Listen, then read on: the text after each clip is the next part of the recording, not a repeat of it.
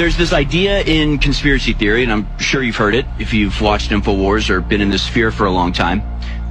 It's sort of a form of predictive programming, but the idea is that these groups, these satanic occult groups, have to tell you what they're going to do before they do it in some form of ritualistic cleansing of their guilt. That by telling you what they're going to do, they therefore can do it with impunity. This is an aspect of the ritualistic process, where you have to let people know by signs or symbols or predictive programming stuff in TV.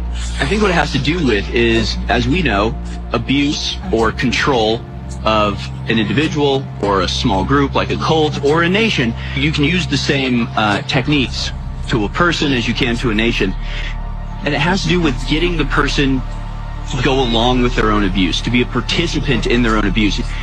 And by getting the person that you're abusing, that you're controlling, to think that they're actually responsible for it, to think that it's their fault, then they become an accomplice as well as a victim to you. And it makes your control that much more solid. So the method of control for humanity is to get the person that you're trying to control to agree to and co-sign their own abuse. It's about morally being immune from blowback by getting your victim to go along with your exploitation and abuse. If I tell you I'm going to do this and you don't stop me, it's your fault. You can't blame me. I told you I was going to do this. So this is 1968 on BBC. This is a year before the fake moon landing. They told everybody. This is called Newsbenders from 1968. This wasn't made by a bunch of truthers. This is the BBC. Told you this. And you still did it. You're going to make this happen? No. We're going to make models much cheaper. Then we photograph the models. Fake news. Fake news. For the past 10 years, people have been looking at our fake news and listening to our fake comments. And they accept. Personally, I think that explanation makes much more sense than the explanation we've been given time and time again, that they have to put this stuff in our faces as some sort of rule in the playbook. I think it's a mix of this as well as them just simply taking pride in putting this stuff right in front of our faces while we walk around going about our daily lives none the wiser. These evil people think they're so much smarter than all of us. If they were, though, they'd be fighting for the other side. So that kind of disqualifies them for supreme intelligence in my eyes. But watching us go about our daily lives without noticing all the evil symbology on every street corner or in every television program, it just feeds their ego. It reaffirms to them that they're the superior intellect, and there's probably nothing they enjoy more than feeding their pride and their ego. But in the 20th century, something changed. In 1947, something fell from the sky near Roswell, New Mexico. The official story twisted within days. Weather balloon, flying disc, weather balloon again. Behind the scenes, the truth was locked down, and a secret group was formed, Majestic 12. Majestic 12, or Magic 12, was not just a committee. It was the ritual handoff of earthly power from religious hierarchy to technocratic empire. The fallen, who had long ruled through Rome, now injected themselves directly into the heart of the American government. Not through temples, through briefings, not with idols, through aerospace, defense, and intelligence. Magic 12 became the new priesthood, its members the new gatekeepers of knowledge. The Vatican still held spiritual sway over billions, but now the Pentagon and Langley were added to the network, two horns rising together. They weren't managing alien visitors. They were in fact re-establishing communication with the same beings who once corrupted mankind. Through this network, the fallen controlled both church and state. The Pope speaks of unity, while generals prepare global governance. Two branches, one agenda, to rule, deceive, and prepare humanity for a false kingdom. And just as they built false religions to pull people from God, they now build false ideologies to do the same. Ancient alien theory is not a quirky idea. It's a modern heresy. It teaches that we were created by extraterrestrials, that the gods of old were visitors, that humanity's future lies not in salvation but in evolution guided by off-world beings. It replaces God with engineers. It replaces sin with ignorance. It replaces redemption with technology. This is not science. It is, quite simply, Luciferianism, rebranded for a digital age. And when someone uncovers the truth, when researchers discover ruins that predate known civilization, when they find advanced architecture older than we're allowed to admit, they are destroyed, defunded, deplatformed, discredited. Because, you see, to admit those structures exist, to admit there was a kingdom before ours, is to admit the Watchers were real, that the Bible was right, and that God himself exists. Revelation tells us the great dragon was hurled down, that ancient serpent called the devil, or Satan, who leads the whole world astray. He was cast to earth, and his angels with him. They didn't come in fire, they came in light. They came offering peace, knowledge, and unity. They came to be worshipped again. Today they rule through governments and churches, ideologies and entertainment, technology and ritual. They no longer need to be seen, only obeyed. The deception was never about green men in space. It was about taking worship from the Most High and redirecting it to the fallen.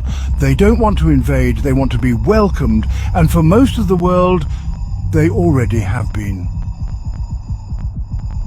This is the truth right here, and it absolutely terrifies me that I used to entertain this idea. It's become so obvious to me now that this has been the plan for over 50 years. Going back to the concept of them putting this stuff right in our faces to the point that we start to think it's our own idea. Look at how popular that Ancient Aliens show was. Everybody's familiar with that guy that's got the crazy standing hair. People are going to welcome these things with open arms. And when they finally realize the truth and it's too late, they're going to feel like they have no one to blame but themselves. That's how I felt. But the only reason that we even have this idea to entertain is because they infused this ideology into the mainstream consciousness. I'm convinced now that all of the leaked UFO documents, it's all a psyop. And I'm talking about going all the way back to Roswell. They've been playing the long game. Just trickle this stuff out so slowly over a period of decades that people forget when they even started to believe in it. Hey, don't forget to click like and subscribe if you haven't already, and don't forget to leave your comments on the videos and your theories in the comments section down below. I know you've heard that Bill Gates is buying up all the farmland in America, but have you actually seen any evidence of it? Like,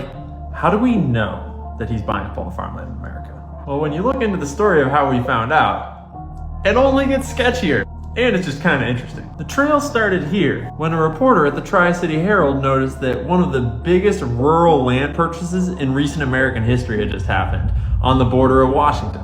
They paid $171 million for 14,000 acres. But then it got weird because the tax filings showed 100C LLC, which is incorporated in Delaware but based out of Monterey, Louisiana. And it shared a P.O. box with Angelina Farm Partnership, aka Angelina Agricultural Company. The story got picked up by an investigative reporter at the Land Report, and this had tickled his curiosity because they tracked this stuff and he'd never heard of Angelina Agriculture. And he dug into them and found out that Angelina Agriculture has 2 employees and apparently makes $300,000 a year, which I was able to corroborate pretty quickly. 2 employees, $346,000 a year according to this source. Yet they're paying $171 million for some land. But then, the reporter tracked down the address of Angelina Agriculture, and the listed address led them here, to this shack on a highway in Louisiana. The business registered to this shack had dropped $171 million to buy up a bunch of really fertile farmland in Washington State. This little shack over here dropped $171 million over here. I did my own digging and corroborated this address. It was a little tricky to track down, but I found a few different sources that agreed. So where does Bill Gates come into all this? Well, various investigative reporters stayed on the case for up to a year, sifting through multiple layers of corporate ownership. They noticed that Angelina Agriculture, although it's based in Louisiana, it shares a corporate mailing address with Bill Gates' Cottonwood Ag Management in Kirkland. And then this other reporter, Janiak, traced through the paper trail and it led back to Cascade Investment, LLC, which is Bill Gates' investment management firm that manages his money and the Bill and Melinda Gates Foundation's money. And real quick, I couldn't help but notice that it's the successor company to Dominion Income Management, which he used to use and was headed by convicted felon Andrew Evans. So Andy Evans was a speed racer, and he was in the finance industry in the 80s and got convicted for fraud, bank fraud, and SEC rule violations, probably because he was getting in on that 80s fraudulent gold rush in Wall Street. And that's why Bill Gates personally selected him to be his personal investment advisor. That's interesting. Then when people started to catch on to who Andy Evans was, Bill Gates got rid of him and was like, oh, that's a little scandalous, and switched up. But anyways, it's true. Bill Gates is one of the largest owners of farmland in America, and he's acquiring it all through kind of quiet, suspicious, sketchy means. The Land Report put together this assessment of farmland owned by Bill Gates through all of his holdings. You can see that a lot of it is in Louisiana and Arkansas. And a lot of it is in Washington, too. I mean, there's plenty of non-sinister reasons to own farmland. I mean, it's a good investment. It doesn't follow the stock market. It's on the up and up. They're not making any more of it. Lots of perfectly legitimate reasons to explain why a billionaire like Bill Gates would buy so much farmland. But I don't know. You tell me, what do you think is the plan going on here? Why do you think Bill Gates is buying all the farmland? I wonder what other associated industries Bill Gates is invested in. I'm glad he made this video. I can't tell you how many times I've seen someone post about Bill Gates buying up all the farmland on X, and it immediately gets hit with a community note. It's not just suspicious that the guy who wants to depopulate the planet as well as control the food supply is buying up all the farmland, but it's equally suspicious just how hard the mainstream pushes back against this idea or this information getting out, like it's some unfounded narrative being pushed by conspiracy theorists. And I've pretty much always believed this, mainly because of all the other suspicious stuff he's involved in. But it is nice to finally see the actual evidence. So a lot of people don't understand what happened when Joshua and Caleb pressed the conquest of Canaan, i.e. the Promised Land. This is about 3,500 years ago, so it's ancient history. A lot of critics of the biblical prophetic narrative will look at this and go, aha, genocide. But is it really? All of this goes back to the Genesis 3:15 narrative, and I got this from Gary Stearman years ago at one of our Nephilim Mounds conferences. Gary stated that it's all about the seed, and he was referencing Genesis 3:15. I've said this numerous times since. Genesis 3:15 is the gateway to the rest of the biblical prophetic narrative. If we don't understand Genesis 3:15, we don't understand what we're reading in the Bible, specifically when we get to Canaan. Genesis 3:15 states this, that the seed of the dragon will be at war with the offspring, the seed of the woman. The offspring of the dragon will be at war with the offspring of the woman. Thousands of years later, when Joshua and Caleb pressed the conquest of the Holy Land, the 12 tribes of Israel, that's going to become the seed of the woman. Because out of one of those 12 tribes comes Messiah. Guess who's in the field? The Nephilim, the Rephaim, the Zanzumim, the Emims, the Anakim. These are all Nephilim tribes. What is a Nephilim? The product of fallen angels and human women, creating a hybrid being that is soulless. I've read the book of Genesis multiple times now, and I find it absolutely fascinating. But I've read chapter 3, verse 15 several times at this point, and I've never put that together. I guess I just always took it at face value. I just assumed it was saying that snakes would bite at people's heels, and people would stomp on snakes with their heel. It's so easy to miss the deeper meaning on some of those verses. But this makes perfect sense, especially as you go on to the next verses, and it starts talking about God's original creation and how it was corrupted. God lives outside of time and space, so he knew what was going to happen. I love finding new details like that. I don't care how many times you read that book, it hits different every single time. All right, so could someone please explain this to me? So there's no oxygen in space, right? That's why astronauts wear these suits, because we can't breathe up there, correct? Cool, I got it.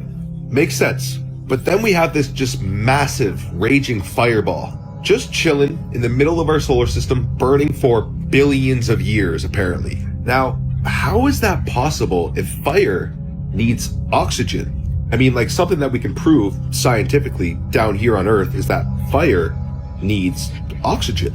All these Freemason scientists be like, well, actually, the sun technically isn't on fire. It's a nuclear fusion reaction in a plasma state. Very interesting that we can come to this conclusion, yet we can't go back to the moon, which is 235,000 kilometers away. And the sun is 93 million miles away, but we know that it's this nuclear reaction fusion ball, not fire. But when they show us videos of the sun, it seems like this big fireball. Okay, Bill Nye the Science Guy, so you're telling me this. It looks like fire, burns like fire, heats like fire, but it's not quite fire. Now, I'm not saying that I have all the answers here, but something surely isn't adding up. And we just accept it because it was put in the textbooks that we were indoctrinated with, right? But why is it that all of our ancestors, you know, these people that were so much more wise than we are, just had such an intimate connection to this universe that could, you know, accomplish things that we can't even come close to? Why was it that they all said that the sun was local? It was about maybe 4,000 miles away, and that's why we see, you know, angled sun rays on both sides. Why is it that we ignore all of our ancient ancestors, but we just believe what we were told to believe? Do you really think that NASA, which, by the way, means to deceive in Hebrew, is being honest with you guys? Or do you maybe think that they're hiding God's true creation? Because when you start to really look into it and use your own logical thinking and common sense, nothing adds up. They tell you that the heat and the light from the sun travels 93 million miles all the way to the Earth. And at the equator, it's so hot that we can barely be outside. And only 4,000 miles away at the poles, it's freezing cold. Now, how does that make any sense? You see, the reality is you've been indoctrinated to believe the greatest lie that has ever been told. They sold you this lie because they want you to feel insignificant. They are hiding God's true creation. These people have been deceiving you your whole entire lives. And remember this, it is much easier to deceive someone than to tell someone they have been deceived. But the eyes are useless when the mind is blind. We just saw in a video, I think it was from last week, that the sun's not even on fire. We had that guy that had the Nikon P1000, what they call the flat earth camera, and he was going out and filming the sun every day with that UV filter on the end of his lens. Not only did it show that the sun looked more like some giant light bulb in the sky that didn't have any flames or flares coming off of it at all, it also showed that it had these sunspots or these dark blotches on it that showed up no matter what time of day he was filming, always in the same location. So it's not rotating like they tell us either. And I think I'll believe actual video footage before I believe that nonsense CGI that NASA gives us. And if he can zoom in on that thing with a consumer grade camera, it doesn't make any sense at all that that thing is 93 million miles away. This is the greatest secret ever kept. This reality we live in is not what you think it is. A quick disclaimer, this video will be hard for a lot of people to stomach, but that's part of the process. By all means, if it gets too hard, then scroll, you can always come back to it. First, we'll ask, why are all these buildings around us covered by stories of dirt? All over the world, we see these buildings that are covered by layers of dirt. And in about the same time as these buried structures, we have these massive structures that are built all over the earth, and they have no bathrooms and no kitchens. A lot of times built out of one solid material like marble, something may be hard to even pull off today, and I know you're asking yourself, how did they do this? Well, the ancient Ethiopian Orthodox Church has the secret, and for some reason it's not mainstream. Buildings like I just showed you built into solid rock in the ground, they said were helped build by angels themselves. Angels are believed to help assist in the construction of the rock-out churches in Libya. I know I pronounced that wrong, it's okay. So maybe these buildings are starting to make sense if literal angels helped them do this. So on the same timeline with actual physical evidence, how did that same period of that amazing architecture end? Not too long after, it ended with huge, insane asylums everywhere. Some people say the ones who went there because they remembered something amazing. A period in time that nobody seems to remember. And also around that same time period, we had the infant incubators pop up. And at the same exact time of the Cabbage Patch Kids. So where did all these kids come from? With all of these insane postcards? It really makes one wonder, huh? And buildings aren't the only thing. These railroad tracks were here before we got here. Seems like people were traveling at this point in time all the way from Argentina to the North Pole. I wonder what could be up there. Come back to this. So what happened before this whole period of these grand structures? Well, the sun went dark for 18 months. They said much, but in the book History of Wars by Procopius, if I pronounce his name right, a Greek scholar, and he wrote, and it came about during this year, a most dread portent took place, for the sun gave forth its light without brightness, like the moon during this whole year, and it seemed exceedingly like the sun was in an eclipse. Watch this. And from the time when this thing happened, men were free neither from war, nor pestilence, nor any other thing that leadeth to death. So the whole world was in darkness by the sun, and while that was happening, there is pestilence all over the world. I wonder what that could mean. I know it's very hard to digest all this, but keep going. So in 536 AD that happened? We're gonna pop into Geneva 1570 for hints, but first let's go over here. 536. What's this?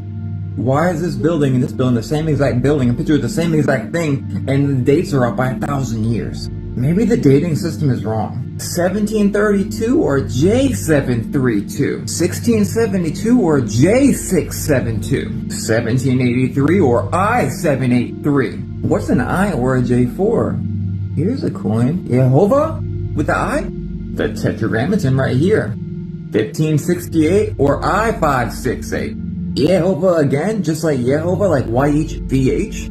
And again, what is this right here? The official royal motto of King Charles IX of Sweden? And on the statue in Latin it reads, Jehovah Salvium Meum? He was a ruler who highlighted God's name in Hebrew or Latin characters on coins and medals. So just like the coins I was showing you, the Jehovah or Jehovah is synonymous with the J? So let's dig a little bit deeper, because the Byzantine Empire, that empire that lasted 1,000 years, had pictures of Jesus on coins. These coins are referred to as anonymous follies because they do not display the name of the portrait of any reigning emperor, emphasizing instead the religious authority of Christ over the empire. These coins were minted in the millions? Is it just me, or is someone not telling us the truth about history? This has a part 2 that I'm going to play in just a minute, and it gets really good. But the J at the beginning of all those dates, I did know already that the J was theorized to stand for Jesus and his millennial reign. But the I in some of those dates, that one's news to me. I've been assuming that it was something similar, but I've never gotten confirmation on that. This evidence just keeps piling up. Unfortunately, you can't find a congregation out there that will look at this as anything other than a blasphemous conspiracy theory. It makes it really difficult to find a church to attend. But enough of my personal problems, let's get on to part 2. So an I and a J are synonymous with each other in dates? And also, like the coins I showed you, synonymous with the name of God. Don't forget, Jesus' name on the cross was in Greek, Latin, and Hebrew, being Yehoshua, Jesus, and Jesus. So back to the dating system being weird, the night the stars fell. Was that really in the 1800s, or was that kind of way back there? Alright, now we're back to the Geneva Bible 1570 for hints. Revelations chapter 13, what do the footnotes say? Why is it talking about Emperor Nero? And literally written right in the footnotes, here's a depiction of the Roman Empire when the beast is coming out the ocean? Meaning Rome because it was the 5th government? And with Rome being like a beast, and in the 1st century we had Nero Caesar, and the money shows him turn from man to God? But more than just a god, Apollo! Apollyon, the light bringer. Look at the spines on his head. That grew over time. Did you also know that Nero Caesar literally had a statue made of him? Look at the spines on the head. Okay, why have I man depicted as Lucifer right here? And what's it really mean that the shackles are broken off the feet of Lucifer or Apollo? Fun fact, did you know Nero is the one name that equaled both 666 and 616 depending on the language? Both of them. Y'all still with me? We're about to get into the future of where we are now. By the way, this is the UN's decision-making room. Showing right here a beast with a mortal wound by a sword, and also some kind of stork that shedded its skin like a snake. And we also have some kind of marriage going on with this dude right here giving a fruit to this girl. Who is the god of this world? Who's controlling this world? I told you guys from the beginning of this video it's going to be a hard one, but if you are open to all information that leads to be true, then maybe you will be able to find out what's going on right now. It's the only way, is to understand what was so you can understand what is now. Back to Revelations 13 in the Geneva Bible. Now, the footnotes were written by John Calvin. Remember though, footnotes are not scripture. They're just people from that era, from that time, running what they think. But still, it talks about Satan being loose in the hole, and it says that Satan will be loosed from his 1,000-year prison when Sylvester, the second pope, is on the scene. The reign of Christ is until Pope Sylvester, the second pope. Now it gets pretty weird right here. You ask Google, who's the second pope? Pope Linus? You gotta dig. When I mean dig, I mean Google straight up took his name out, basically. But I did find them from a book that was in the 1500s, or was it I-500? J500. Sylvester Perios and his Golden Rule. Golden Rule, huh? Born in 1456. This is Pope II. Google calls him Italian theologian, but this ancient book that's in the Vatican's library called the Beehive of Roman Catholicism from the 1500s calls him the Pope. Here's the problem though. All dates, all facts, everything is moved around. We know nothing. All I hope for this video is that we can acknowledge that we really know nothing in the grand scheme, and there's so many hidden things in our past that seem to be very significant. So we have this doomsday map that was brought forth by a necromancy, a divine or a witch who talked to a demon. I wonder if there's any merit here. Do you remember when Arby's just made this commercial, The Return is Here, talking about like aliens and stuff, their dumb potato cakes? Do you remember a few years ago when Nashaw did this randomly? Look where we are right now. Do you remember when the Pentagon came out and said this about 1 year ago? I hope you've read it by now. And then back to the UN's decision-making room mural. With the beast with a mortal wound by sword. And the shedding of the skin. You get what I'm saying? And then we have the Pope, which that same Geneva Bible talks about the Pope also playing a role in Revelations 13. We have him opening all those portals for Christmas in the Jubilee year. The final hour, or the final hour. All I've done in this video is give you information. This is the ultimate deception. It's what literally every other conspiracy theory points back to. Aliens, flat earth, giants, the pyramids, the dinosaurs. I believe everything we're being told about all of those things is all being done in an effort to hide this one truth. And we don't know how much time we have left, but according to scripture, Satan's going to build an army to try to fight against Christ. An army that will be as numerous as the sands of the sea in number. And look at how they're trying to tear down borders and make us one big nation. Look at all the people coming out telling us that we need to unite globally in order to have a chance to even fight against this alien threat that's about to arrive. They're already trying to prepare us with their speech, and this world is clearly under satanic control. I just feel like the evidence is overwhelming. But what do y'all think? I'm curious to know if any of you have any good evidence against this, because I've heard nothing that convinces me that I'm off the trail here, and I've literally got books refuting the idea. But guys and gals, I'm going to go ahead and end the video right there. I hope you enjoyed these clips we watched together today. I'll be back on Monday with another video. I hope you come back to join me. Don't forget to leave a like and subscribe if you haven't already, and don't forget to leave your theories and your comments on the clips in the comment section down below. But guys and gals, I hope everyone has a great, safe, fantastic rest of your day, a phenomenal weekend, and I will see you all on Monday.